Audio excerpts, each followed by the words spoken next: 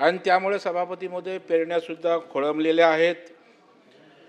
दुबार पेरणीचं संकट येऊ नये म्हणून लगेच पेरण्या करू नका अशा प्रकारची विनंतीसुद्धा राज्याच्या मुख्यमंत्री महोदयांनी या ठिकाणी केलेली आहे. सभापती महोदय, जुलै महिन्यामध्ये जर चांगला पाऊस झाला तर शेतकऱ्याच्या हाताला काहीतरी लागण्याची त्या ठिकाणी शक्यता आहे. पण पावसानं जर दडी मारली तर सभापती महोदय परिस्थिती खूप गंभीर होण्याचा धोका सभापती महोदय आहे. हा हंगाम तर वाया जाईलच सभापती महोदय, पण पुढे दुष्काळी परिस्थिती निर्माण होऊन राज्यातील पीक परिस्थिती आणखी गंभीर होण्याचा धोका सुद्धा सभापती महोदय आहे. एका बाजूला शेतीच्या पाण्याची ही परिस्थिती आहे तर दुसऱ्या बाजूला पिण्याच्या पाण्याची सुद्धा सभापती महोदय परिस्थिती त्या ठिकाणी निर्माण झालेली आहे. राज्यातल्या अनेक जिल्ह्यात अनेक गावांमध्ये पिण्याच्या पाण्याची टंचाई सभापती महोदय जाणवते. महानगरपालिका असतील, नगरपालिका असतील, त्यांनी पाण्याचं नियोजन करण्याचा कपातीचा निर्णय सभापती महोदय घेतलेला आहे. अनेक गावांमध्ये टँकर सुद्धा सुरू आहेत.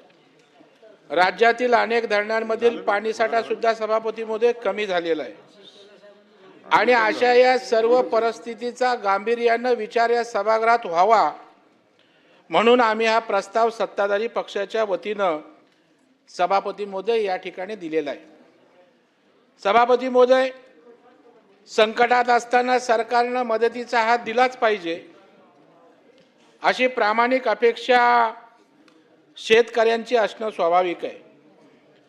मागच्या काळातली संकट कमी म्हणून की काय आता दुष्काळाचं सावट, पेरणीचं सावट आज शेतकऱ्यांसमोर उभं आहे. आणि नेमकं याच वेळी सरकारनं कर्जमाफीच्या माध्यमातून शेतकऱ्यांना दिलासा देण्याचा प्रामाणिक प्रयत्न या सरकारनं या ठिकाणी केलेला आहे. सर्वप्रथम राज्यातील तमाम शेतकऱ्यांच्या वतीनं राज्यातील मुख्यमंत्री माननीय देवाभाऊ आणि दोन्ही उपमुख्यमंत्र्यांचं मी मनापासून या ठिकाणी अभिनंदन करतो, त्यांना धन्यवाद देतो. सभापती महोदय, ज्या वेळेला शेतकरी आत्महत्या करतो त्यावेळेला केवळ त्याचं पूर्ण कुटुंब त्या ठिकाणी अडचणीत येतं. उत्पादन खर्च निघत नाही आणि शेतकऱ्याच्या नशिबी कर्जबाजारीपणा येतो आणि त्यामुळे अशा वेळेला त्यांना तात्काळ आर्थिक मदतीची दिलासा देण्याची आवश्यकता सभापती महोदय असते. कर्जाच्या बोजाखाली दबलेल्या शेतकऱ्याला मानसिक आधार आणि आर्थिक हात देण्याची आवश्यकता होती आणि तो आधार देवाभाऊने या ठिकाणी राज्यातल्या शेतकऱ्यांना निश्चितपणे देण्याचा प्रामाणिक प्रयत्न केलेला आहे. सभापती महोदय, या राज्यामध्ये पहिल्यांदा मोठी कर्जमाफी 2017ला देवेंद्र फडणवीस साहेबांनी केली. त्यापूर्वी युपीए सरकारनेही 2008 मध्ये कर्जमाफी केली होती. मी त्यावर जास्त भाष्य करणार नाही, परंतु आज पुन्हा देवेंद्रजींनी मोठी कर्जमाफी सभापती महोदय केली. 36,585 कोटी रुपयांची ऐतिहासिक अशा प्रकारची कर्जमाफी आहे. साधारण 56 लाख शेतकऱ्यांना याचा लाभ सभापती महोदय या ठिकाणी मिळणार आहे. सभापती महोदय, कर्जमाफी हा निश्चितपणे हा काही या समस्यांवरचा अंतिम उपाय नाही हे आपल्या सगळ्यांना त्या ठिकाणी माहीत आहे. आणि माननीय मुख्यमंत्र्यांनी सुद्धा कर्जमाफी जाहीर करत असताना हे त्या ठिकाणी सांगितलेलं आहे. सभापती महोदय, आपला शेतकरी स्वाभिमानी आहे. कर्जमाफीऐवजी परवडणाऱ्या शेतीसाठी काहीतरी करा हे सातत्यानं शेतकरी सांगत होता. आपण जर मागे वळून पाहिलं तर 2014 पासून सातत्यानं शाश्वत शेती असेल, परवडणारी शेती असेल, यासाठी या राज्यामध्ये अनेक उपाययोजना सरकारच्या माध्यमातून सभापती महोदय या ठिकाणी राबवल्या गेल्यात. सभापती महोदय, जलयुक्त शिवार अभियान ही महायुती सरकारची सर्वात महत्त्वाकांक्षी योजना मधल्या काळात बंद पाडण्यात आली होती, पण आता ती पुन्हा सुरू करण्यात आली. दुष्काळमुक्त महाराष्ट्रासाठी योजना ही अतिशय परिणामकारक अशा प्रकारची योजना सभापती महोदय आहे. पाणलोट विकासाची कामं असतील, भूजल पातळी वाढवण्याचं उद्दिष्ट असेल, सिंचन क्षमता त्या ठिकाणी वाढवणं असेल, अशा अनेक बाबतीत सभापती महोदय ही योजना यशस्वी ठरलेली आहे। हजारो गावांमध्ये जलसंधारणाची कामं झाली, अनेक भागात विहिरीची पाणी पातळी वाढली, मराठवाडा आणि विदर्भातील काही भागात पाण्याची पातळी सुद्धा सुधारली गेली। त्यामुळे या चर्चेच्या निमित्ताने मी सरकारला विनंती करतो की योजना आणखी भक्कम आणि सक्षमतेनं पुढे त्या ठिकाणी राबवली गेली पाहिजे। सभापती महोदय, पीक विमा सुधारण्याच्या संदर्भात बोलत असताना प्रधानमंत्री पीक विमा योजना राज्यात महायुती सरकारनंच राबवण्यास सुरुवात केली। या योजनेच्या अंमलबजावणीच्या बाबतीत अनेक त्रुटी आढळल्या, त्याही वेळोवेळी सरकारने त्या ठिकाणी दुरुस्त केल्या। या योजनेचा फायदा शेतकऱ्यांना व्हावा यासाठी अनेक वेळा या योजनेत बदल करावे लागले, पण एकूण परिणाम बघितला तर या योजनेमुळे शेतकऱ्यांना चांगल्या पद्धतीनं नुकसान भरपाई सुद्धा सभापती महोदय या ठिकाणी मिळालेली आहे। सभापती महोदय, कृषी पंपांना वीज देण्याचा प्रयत्न असेल, दिवसा विजेसाठी केलेल्या उपाययोजना असतील, सिंचन प्रकल्पांना गती देण्याचा प्रयत्न असेल, अपूर्ण प्रकल्प पूर्ण करण्याचा प्रयत्न असेल, अशा अनेक बाबतीत हे राज्य पुढे जात असताना सभापती महोदय या ठिकाणी दिसतंय। त्यामुळेच कर्जमाफीचं स्वागत सुद्धा आम्ही सभापती महोदय करणार आहोत। पण शाश्वत शेतीसाठीच्या ज्या उपाययोजना सरकार करीत आहे त्यापासून कुठेही सरकारने दूर जाऊ नये, त्या अधिक सक्षमपणे राबवाव्यात अशी अपेक्षा सुद्धा या निमित्ताने मी सरकारकडून व्यक्त करतोय। याबरोबरच कर्जमाफीची मागणी शेतकऱ्यांना करावी लागणार नाही यासाठी सरकारनं शाश्वत शेतीचे प्रयोग सुरू ठेवावेत अशा प्रकारची सुद्धा नम्र विनंती या चर्चेच्या निमित्ताने मी करतोय। सभापती महोदय, परवडणारी शेती करायची असेल तर हमी भाव हा त्यातला सगळ्यात मोठा घटक आहे। सभापती महोदय, नुकतीच केंद्र सरकारनं 26-27च्या खरीप हंगामासाठीचे हमी भाव जाहीर केले। चांगली वाढ सरकारनं या ठिकाणी दिलेली आहे। केंद्र सरकारनं सुद्धा सोयाबीन असेल, ज्वारी, सूर्यफूल, तूर, उडीद अशा प्रमुख धान्याच्या हमी भावात चांगल्या प्रकारे वाढ केलेली आहे। याचा निश्चितपणे लाभ संकटाच्या काळात शेतकऱ्यांना सभापती महोदय होणार आहे। विरोधकांनी नेहमीप्रमाणे हमी भावाबाबत आरोप केले, पण हे हमी भाव ठरवत असताना उत्पादन खर्चात शेतमजुरांवर होणारा खर्च, बैल ट्रॅक्टरसाठी केलेला खर्च, भाड्याने घेतलेल्या जमिनीचं भाडं, बियाणे, खते, सेंद्रिय खते यावरचा खर्च असेल, सिंचन खर्च, अवजारे आणि शेतातील इमारतीचा घसारा, खेळत्या भांडवलावरील व्याज, पंपसेटसाठी लागणारा खर्च, किरकोळ खर्च, कौटुंबिक श्रेय सर्व बाबींचा विचार करून हमी भाव जाहीर केलेत हे आपण लक्षात घेतले पाहिजे। सभापती महोदय, 2025-26च्या तुलनेमध्ये 2026-27 मध्ये हमी भावात केलेली वाढ तांदूळ 72 रुपये, ज्वारी 324 रुपये, बाजरी 125 रुपये, नाचणी 399 रुपये, तूर 450 रुपये, उडीद 400 रुपये, भुईमूग 254 रुपये, सूर्यफूल 722 रुपये, सोयाबीन 300 रुपये, तीळ 500 रुपये आणि कापूस 527 रुपये। सभापती महोदय, पीक पेऱ्याच्या नोंदी संदर्भात शेतकऱ्यांच्या अडचणीच्या सोडवल्या तर त्याला शेती करण्याने त्या ठिकाणी सोयीचं होणार आहे। मी एका आणखी निर्णयाबद्दल सरकारला धन्यवाद देणार आहे, सरकारचं अभिनंदन करणार आहे। पीक पेऱ्याच्या नोंदणी शेतकऱ्यांसाठी फार महत्त्वाच्या असतात। त्याचा थेट संबंध पीक विमा, पीक कर्ज, सरकारकडून मिळणारी भरपाई याच्याशी सभापती महोदय असतो। यापूर्वी चुकीच्या नोंदी लावल्या जात होत्या, अंदाजे पीक पेरा होत होता, शेतकऱ्यांची फसवणूक होत होती। आता सभापती महोदय या सगळ्या गोष्टी थांबणार आहेत। सरकारनं ई पीक पाणी पद्धत सुरू केल्यामुळे 7-12 आणि पीक पेऱ्यासाठी शेतकऱ्यांना तलाटे, कार्यालय, उंबरटे झिजवण्याची वेळ येणार नाही। कोकणच्या बाबतीत मी सभापती महोदय माहिती घेतली।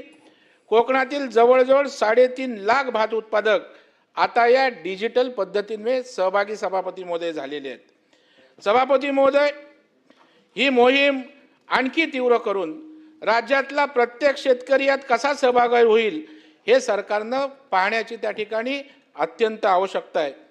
सभापती महोदय, विरोध अनेक वेळेला आक्षेप घेतात, शेतकऱ्यांची पाठीशी उभं राहण्याची भूमिका सरकार घेत असताना मात्र वेगवेगळ्या प्रकारचे आरोप सरकारवर त्या ठिकाणी विरोधक करतात। सभापती महोदय, 2008 पासून जेवढ्या म्हणून कर्जमाफ्या झाल्या त्यातही अटी होत्या, त्यातही निकष सभापती महोदय होते. खऱ्या लाभार्थ्याला फायदा व्हावा आणि अपात्र लोक योजनेबाहेर राहावे हा त्या कर्जमाफींमागचा नेहमी उद्देश त्या ठिकाणी असतो. आश्चर्य याचं वाटतं की विरोधक म्हणतात की मोठ्या संख्येने शेतकरी लाभापासून वंचित राहतील. एकही शेतकरी लाभापासून वंचित राहणार नाही.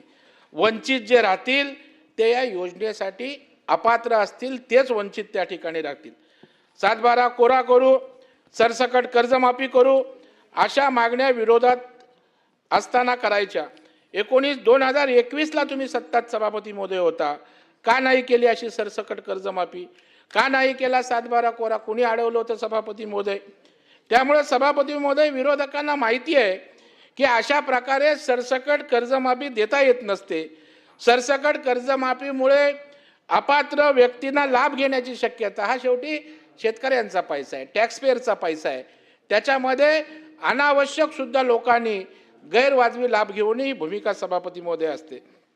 सभापती महोदय, 2019 मध्ये कर्जमाफीचा लाभ घेतलेल्या शेतकऱ्यांनाही नव्या योजनेत समाविष्ट करा.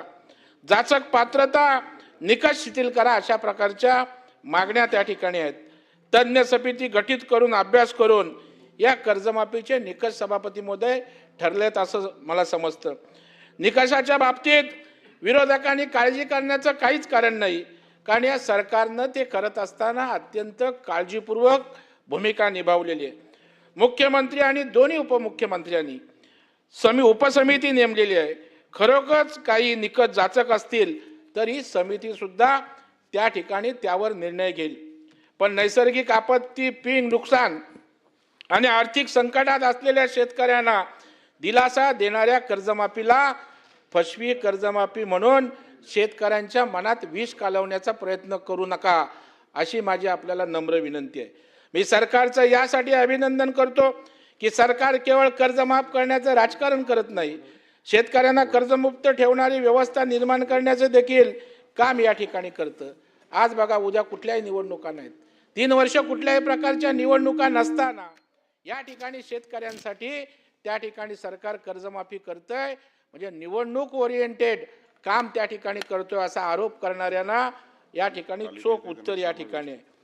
सभापती महोदय, पीक विमा योजना, पीक किसान सन्मान निधी, नमो शेतकरी महासन्मान निधी, सिंचन प्रकल्प, कृषीमधील इन्फ्रास्ट्रक्चर, शेतमाल निर्यात व प्रक्रिया उद्योग या माध्यमातून शेतकऱ्यांचं उत्पन्न वाढवण्याचा प्रयत्न सुद्धा हे सरकार करतंय, हे अभिनंदनीय आहे. विरोधकांनी शेतकरी अडचणीत असताना सरकारच्या आणि शेतकऱ्यांच्या पाठीशी ते आणि आपण मिळून सगळ्यांनी उभं राहण्याची सभापती महोदय आवश्यकता आहे. सभापती महोदय, आणखी एक विनंती मी या चर्चेच्या निमित्तानं सरकारला करणार आहे की या राज्यातला एकही पात्र शेतकरी या कर्जमाफीपासून वंचित राहता कामा नये. निकष शासन ठरवणार आहे, त्याची नीट अंमलबजावणी झाली पाहिजे. संयुक्त कुटुंबातील शेतकऱ्यांना कर्जमाफीचा लाभ मिळण्यात अनेक अडचणी सभापती महोदय येतात. बटाईने शेती करण्यासाठी दिली जाते, ते शेतकरी त्या ठिकाणी वंचित राहणार नाहीत याची काळजी आपण सरकार म्हणून घेतली पाहिजे. बँकांचं रेकॉर्ड काही वेळा सभापती महोदय बरोबर नसतात, त्यात शेतकऱ्याची काही चूक नसते. आधार क्रमांक, 7/12 उतारे यांचाही ताळमेळ कधी कधी सभापती महोदय लागत नाही. असे अनेक अडथळे प्रत्यक्ष अंमलबजावणीत सभापती महोदय त्या ठिकाणी होतात. हे अडथळे सोडवण्याची यंत्रणा जिल्हा पातळीवर निर्माण करण्याची आवश्यकता आहे. ऑनलाईन मधील अडचणी असतील, कागदपत्रातील अडचणी असतील, राष्ट्रीयकृत बँका किंवा जिल्हा मध्यवर्ती बँकांकडून येणारी माहिती असेल, यामध्ये विशेष लक्ष बारकाईनं देण्याची आवश्यकता आहे. ज्या चांगल्या हेतूनं सभापती महोदय सरकारनं कर्जमाफी केली, त्याच चांगल्या हेतूनही कर्जमाफी राबवली गेली पाहिजे आणि प्रत्येक पात्र लाभार्थ्याला याचा लाभ मिळाला पाहिजे अशी अपेक्षा व्यक्त सभापती महोदय करतो. सभापती महोदय, आज राज्यातच नाही तर देशात शेतीतील महिलांच्या श्रमाची तुलना कशाशी होऊ शकणार नाही. या महिलांना शेतकरी दर्जा देणारा कायदा या अधिवेशनात सरकार त्या ठिकाणी आणणार आहे. हा कायदा लवकरात लवकर या सभागृहात आणावा, तो मंजूर व्हावा आणि राज्यातील महिलांना शेतकरी दर्जा त्या ठिकाणी मिळावा अशा प्रकारची विनंती सुद्धा या निमित्तानं मी करतो।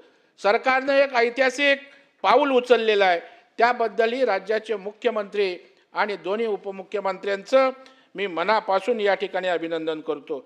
सभापती महोदय, राज्यात 1.5 महिन्यापूर्वी अवकाळीनं शेतीचं नुकसान झालं। साधारणतः 67,000च्या आसपास शेतकरी त्या ठिकाणी बाधित झाले। अमरावती, बुलढाणा, यवतमाळ, छत्रपती संभाजीनगर, नांदेड, लातूर, बीड, पश्चिम महाराष्ट्रात सोलापूर, सातारा, वर्धा, गोंदिया जिल्ह्यांना सुद्धा याचा सभापतीमध्ये फटका बसला। शासनानं जवळजवळ 54 कोटीची मदत जाहीर केली, पण मदत मात्र प्रत्यक्ष नुकसानग्रस्त शेतकऱ्यांकडे पोहोचवण्यासाठी गतीनं काम होण्याची आवश्यकता आहे, त्याची विनंती या ठिकाणी करतो। सभापती महोदय, कोकणातील शेतकऱ्यांचे प्रश्न महत्त्वाचे आहेत। रायगड जिल्ह्यामध्ये दरवर्षी मोठ्या प्रमाणात पाऊस पडतो, पण आजही रायगड जिल्ह्यात पिण्याच्या पाण्याची मोठी समस्या आहे। या जिल्ह्यामधले बाळगंगा असेल, साबरकुंड, काळकुंबे असेल, अंबोली यासारखे महत्त्वाचे सिंचन प्रकल्प रखडलेले आहेत। माडचा कोथोरी असेल, कुर्ला असेल, हेही आज त्या ठिकाणी सुधारित प्रशासकीय मान्यता देऊनही पुढे काय कार्यवाही झालेली नाही आणि याचा थेट फटका सभापती महोदय सामान्य नागरिक आणि शेतकऱ्यांना बसतोय।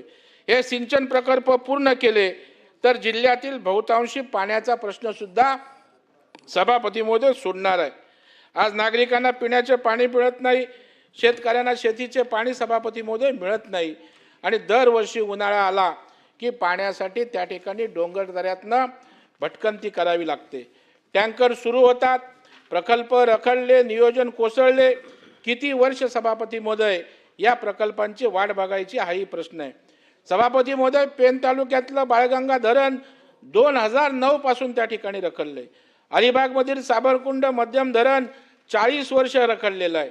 काळकुंगे प्रकल्पाचं 70% काम पूर्ण झालं असं सांगितलं जातं, पण पुढचं काम का होत नाही याचं उत्तर काही प्रशासनाकडून मिळत नाही आणि त्यामुळं कोकणातल्या शेतकऱ्यांसाठी, रायगड जिल्ह्यातल्या शेतकऱ्यांसाठी हे प्रकल्प पूर्ण करा अशा प्रकारची विनंती शासनाला या निमित्तानं मी करणार आहे।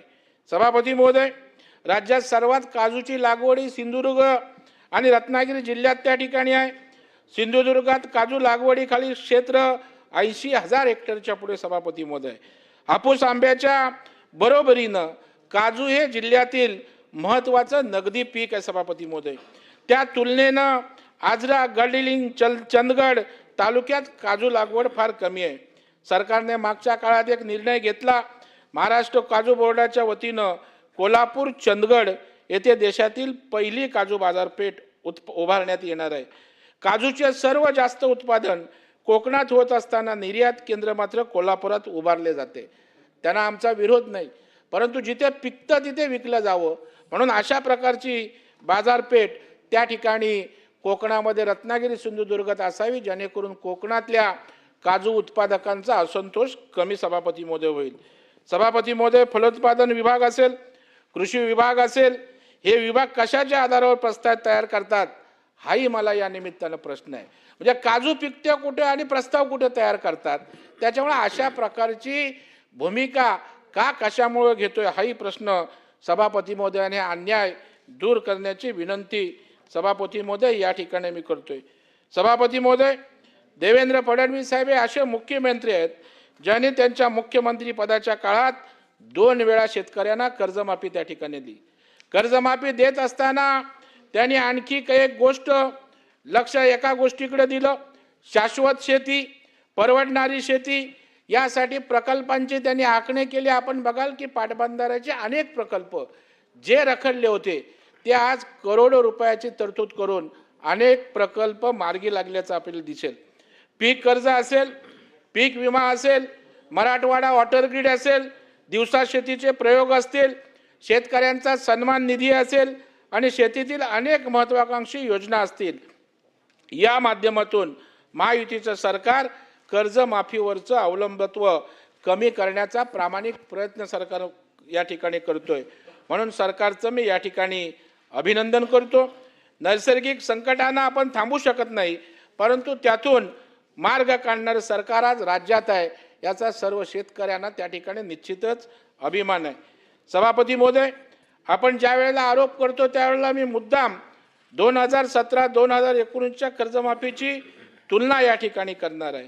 भाजप शिवसेनेच्या काळामध्ये 1.5 लाख नियमित कर्जफेड करणाऱ्या प्रोत्साहन अनुदान 44 लाख सुमारेनं दिलं होतं.